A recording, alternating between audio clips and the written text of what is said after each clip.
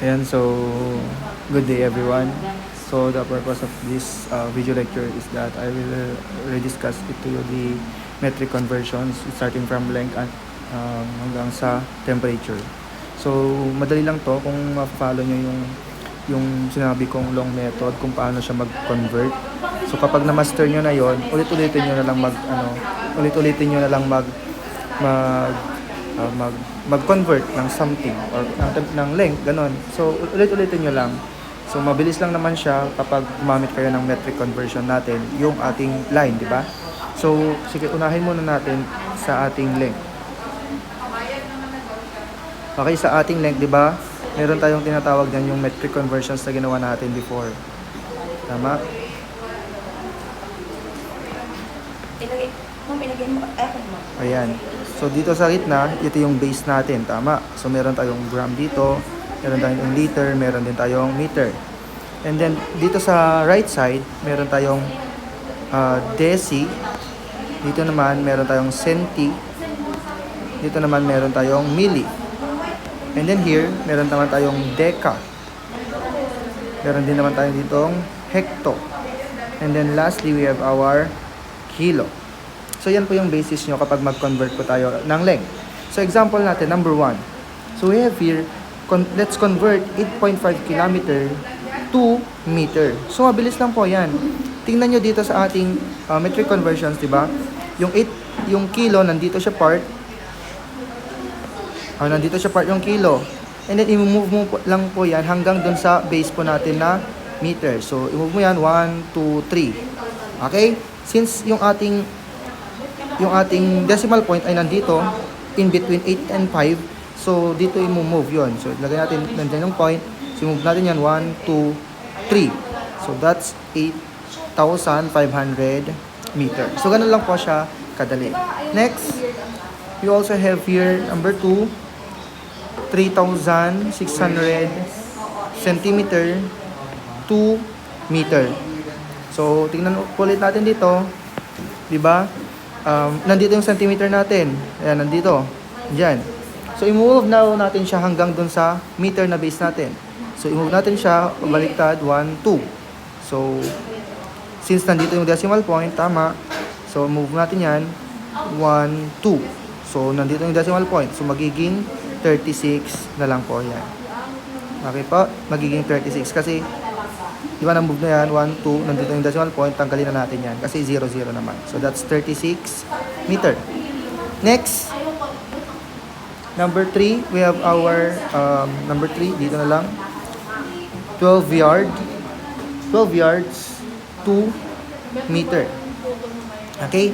So always remember this one class na kapag yard, may equivalence po yan. So titignan po natin yung ating equivalence. So we have here 1 yard is equal to 36 inches. Tama ba? Okay? Kapag 1 inch naman ay 1 inch is equal to 2.54 centimeter. Tama? And then 12 inches is equal to 1 foot. So, yun po yung mga equivalence po natin. So, since meron na po tayo ditong 1 yard is equal to 36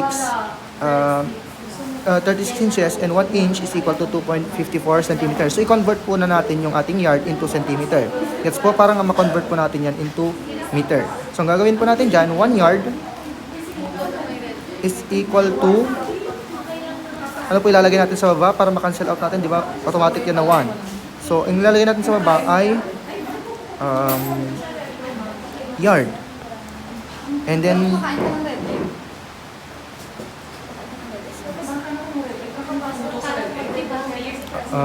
ayan, and then dito po sa taas ay 36 inches. Tama, so cancel natin 36 na yun.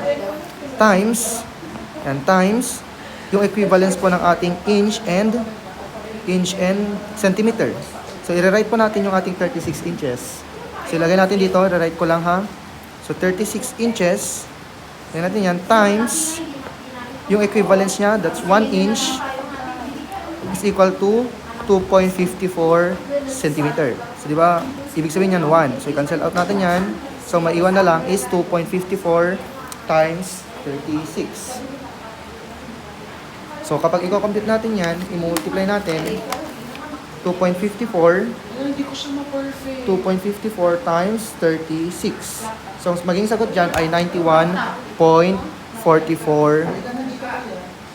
Hindi ko siya makuha. 91.44 centimeter. So, ito po, pwede natin yan ma-convert sa meter po na hinahanap natin. So, ang gets po ba? Gets po. So, yun po yun ha. Siyempre ma'am, sabi ko naman sa'yo, I'm So, 1 yard is equal to, ayun po, ang katumbas yan ay 1 yard. Gets po? Okay po ba? So, yan po yun. So, i-convert natin, since 12 yard yun, syempre, ang gagawin natin dyan, 12 yard, 12 yard times, lagay natin dito, 91.44 cm, and then 1 yard, para nga makancel po natin yung yard. And then next, for centimeters naman, tignan natin dito, centimeter to meter. So, bale, that's 1, 2. I-move natin siya pabaliktad. So, ang gagawin natin, ilagay natin dito, 1 cm. So, ilalagay natin dito, since na-move natin yan to the left ng 2 places, so that's 0. Tama ba? 1, 2. So, 0.01 meter. Gets po ba? So, ika-cancel natin yung same units. Ayan, cancel natin. So, ang naiwan na lang dyan, that's 12 times 91.44 times 0.01 meter over 1. So, maging sagot dyan, that's 12 times 91.44 times 0.01. Ang sagot, that's 10.9728.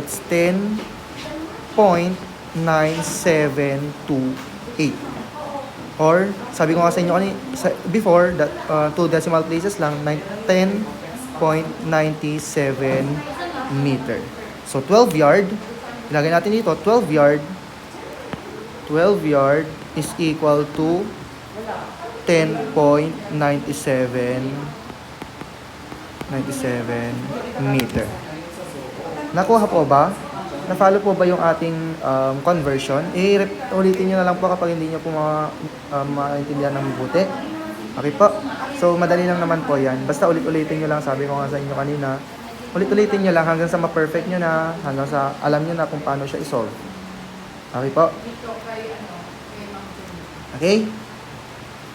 Ayan. So, next po natin, number 4 na.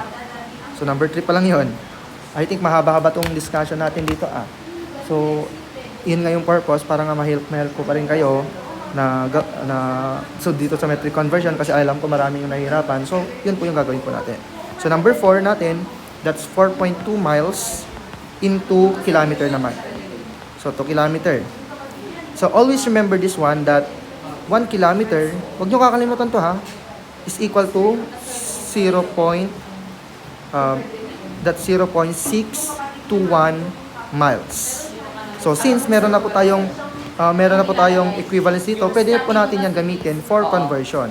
So, substitute lang natin dyan, 4.2 miles times, lagay natin sa baba para makancel out natin yung miles na unit. Lagay natin dito miles, sa taas naman ay kilometer.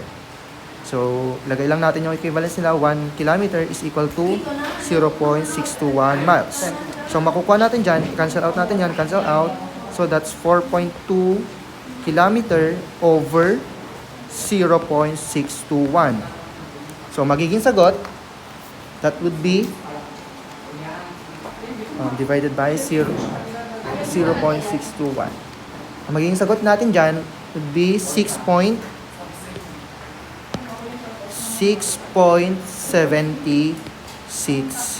kilometer. Okay? So, yan po yun. Number 5 po natin. Next page po natin. Ayan, number 5. So, ang ating number 5 naman ay 0.85 meter to millimeter. Ito lang po mabilis kasi sabi ko inyo kanina, gamitin nyo lang po itong metric conversion po natin, di ba? From meter to millimeter. I-move lang natin. We have here our meter. I-move lang natin dyan. Mali yung pinot ko. So, we have here 1, 2, 3. So, tatlong move. So, tatlong move yon. So, nandito yung point, di ba? Nandiyan yung point. 1, 2, 3. So, that would be 850 rather millimeter. Ulitin ko lang po, since 0.85 yan, i-move natin to, yung decimal point to the right 3 times. Or in 3 places. 1, 2, 3. So, that's 850 millimeter. Nagets po ba? Ayan. Tapos na po tayo sa length. So, dito naman po tayo sa ating volume. Kapag volume, madali lang din naman to. Basta alam nyo po yung sabi ko sa inyo kanina, kapag master nyo lang po yung process. Unahin po natin yung ating 5.5 liter to milliliter. Gets po? So, di ba yung ating metric conversion, ay yung ating equivalence, 1 liter is equal to 1,000 ml or 1,000 cubic centimeter. Gets po ba? So, ngayon, isa-substitute na po ulit natin. Gawin na po ulit natin yung ating metric conversion. So, that's, ilagay natin, 5.5 liter times, para yung ilalagay po natin sa baba para makancel po natin yung liter na unit ay yung katumbas niya. So, ito, gamitin po natin to. Ito, gamitin natin. So, that's 1 liter and then sa taas ay 1,000 ml. Cancel po natin yung liter and then liter. Ang maging sagot po dyan ay ano ba yung sagot dyan? Sulat natin 5.5 times 1,000 ml. Ang sagot ay ang sagot ay 5.5 times 1,000 5,500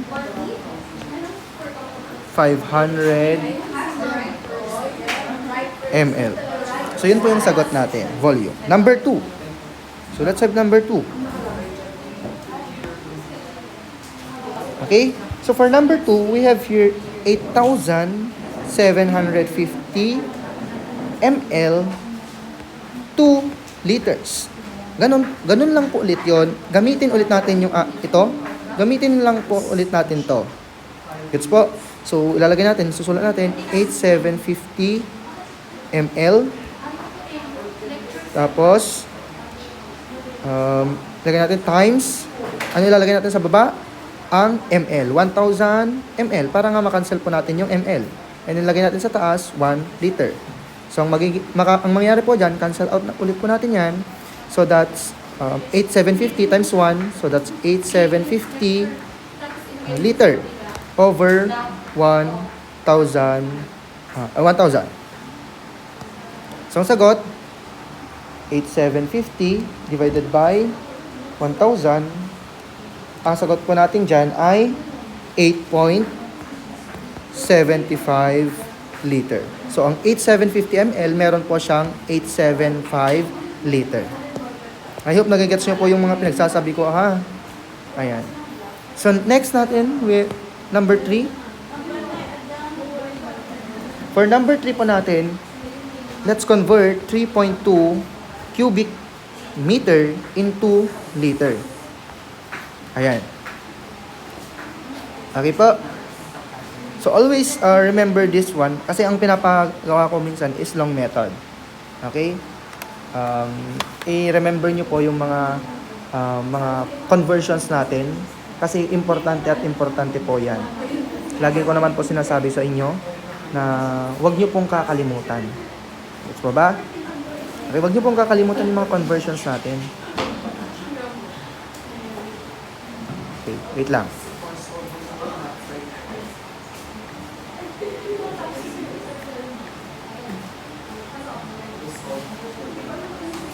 Okay? So, sige, i-ano po natin, i-explain ko po sa inyo. Yun po kasing equivalence ng ating meter to liter is that 1,000 cubic meter is equal to 1 liter. Or pwede natin sabihin na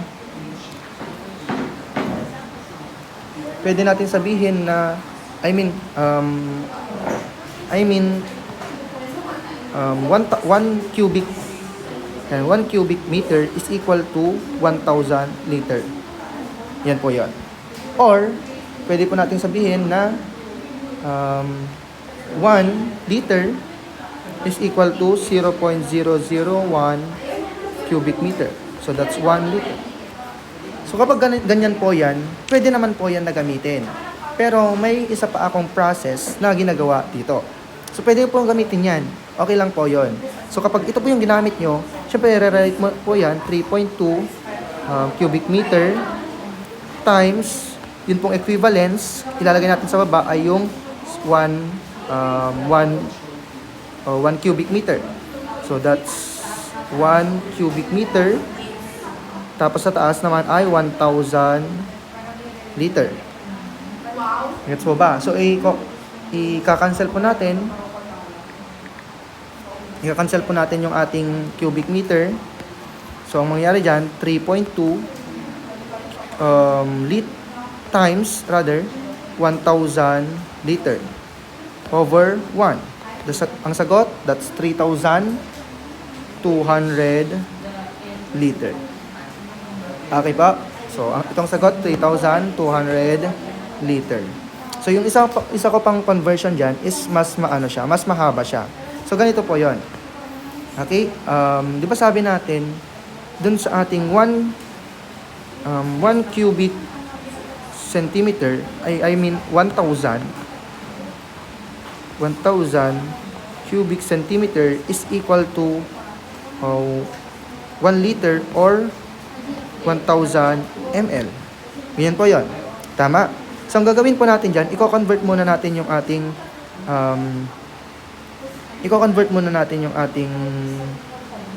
cm into meter, and then para makuha po natin yung ating liter. So, ang mangyayari po dyan, wait lang, i-figure out lang. So, ang mangyayari po dyan is that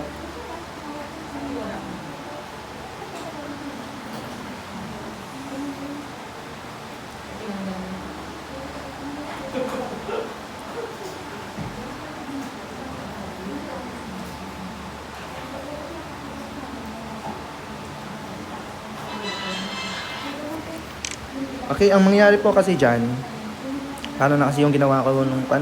Wait lang.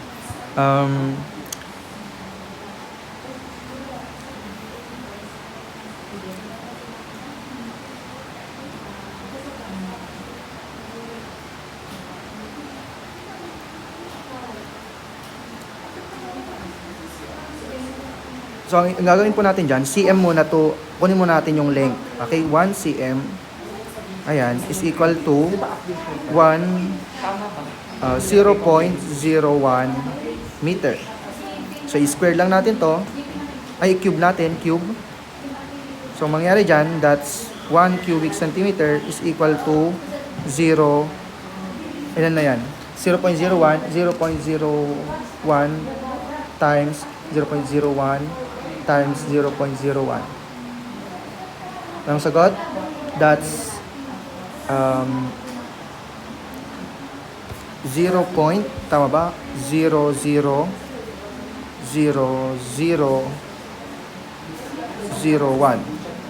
Tama ba? Tingnan natin. I-manual nga natin. Wait lang, i-compute ko lang sa cellphone ko. So, 0.01 cube. So, 245. Lima yung 0. Okay, that's 0.000001 cubic meter. So, isa-substitute natin yan. Okay, isa-substitute natin. Ito po yung gamitin natin. So, that's 3.2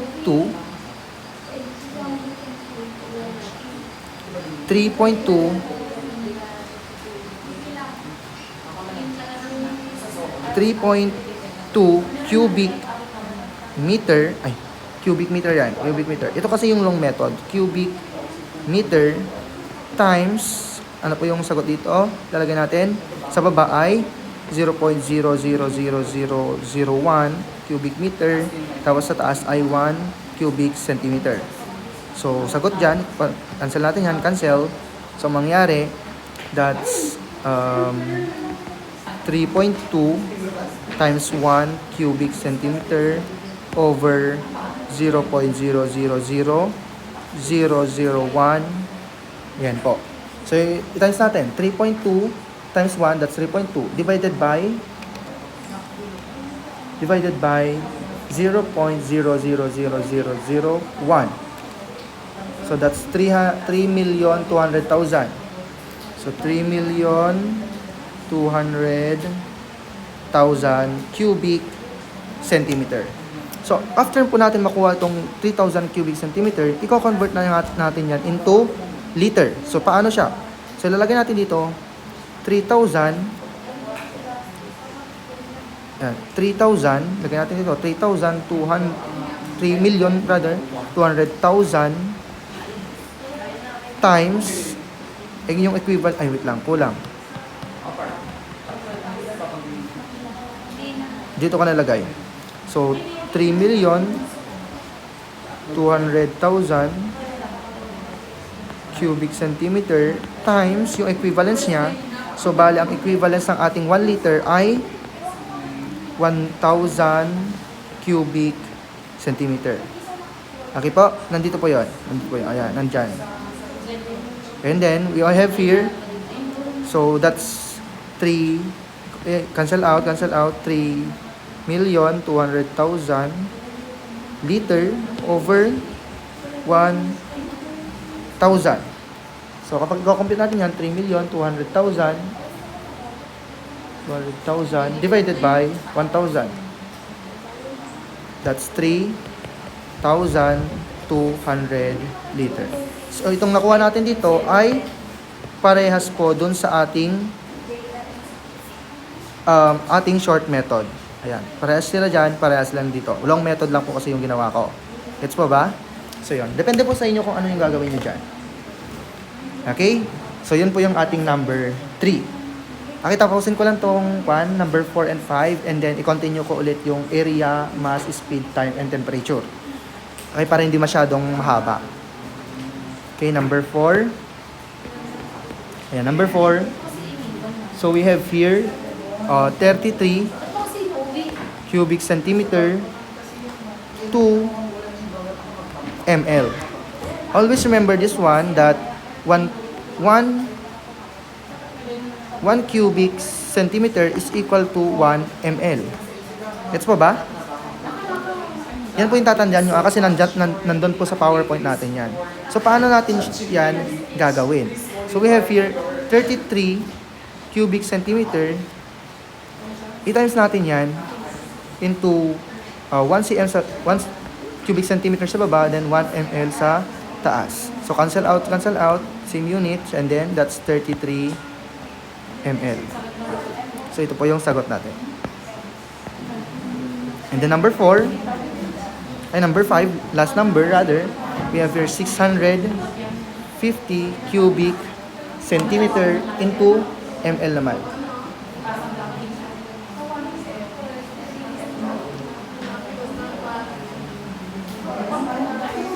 So, 652 ml. So, sabi ko nga sa inyo kanina, 1 cm cube is equal to 1 ml. So, that's 650 cubic centimeter is equal to 650 milliliter. Nagets po ba?